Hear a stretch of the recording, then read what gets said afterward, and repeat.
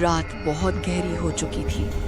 सुनसान भारतीय हाईवे अंधेरे में खोता जा रहा था। सड़क मुश्किल से दिखाई दे रही थी। हेडलाइट अंधेरे को चीरती हुई आगे बढ़ रही थी। मोटरसाइकिल पर 2 युवा लड़के सवार थे। कंधों पर बैकपैक, चेहरों पर थकान।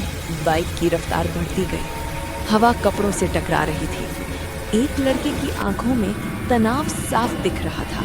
उसे लग रहा था कोई है जो उन्हें देख रहा है।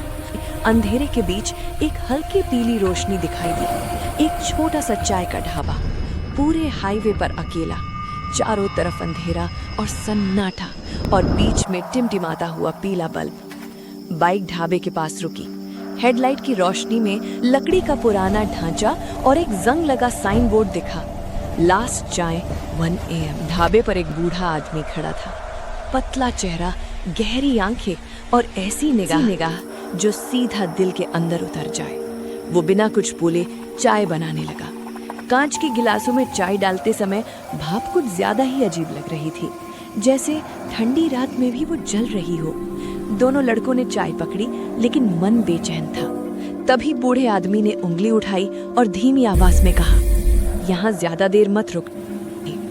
अचानक हवा ठंडी हो गई। ढाबे के पास धुंध के बीच एक लड़की प्रकट हुई। सफेद कपड़े, लंबे काले बाल और जमीन से थोड़ा ऊपर तैरता हुआ शरीर। उसकी आंखें खाली थीं, होठों पर हल्की सी डरावनी मुस्कान।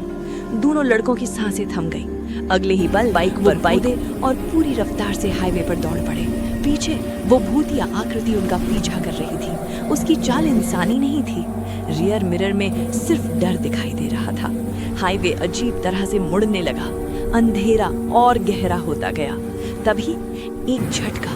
बाइक की पिछली सीट खाली थी। एक लड़का गायब हो चुका था। दूसरा लड़का चीख पड़ा। उसकी आवाज रात में गुम हो गई। पीछे मुड़कर देखा तो सिर्फ खाली सड़क और खामोशी। और तभी वही ढाबा फिर से सामने था। वही पीला बल्ब, वही जगह। बूढ़ा आदमी काउंटर के पीछे खड़ा मुस्कुरा रहा था। उसकी मुस्कान अब इंसानी नहीं लग रही थी। अकेला राइडर डर से जड़ हो गया। और जब उसने काउंटर के पीछे ध्यान से देखा, वहां एक और बूढ़ा आदमी खड़ा था, बिल्कुल वैसा ही। अगली सुबह हाईवे पर एक टूटी हुई मोटरसाइकिल पड़ी थी। कोई इंसान नहीं। और थोड़ी दूरी पर दिन की रोशनी में लास्ट चाय 1 AM का साइन बोर्ड अब भी डरावना लग रहा था। कुछ रास्ते घर नहीं ले जाते।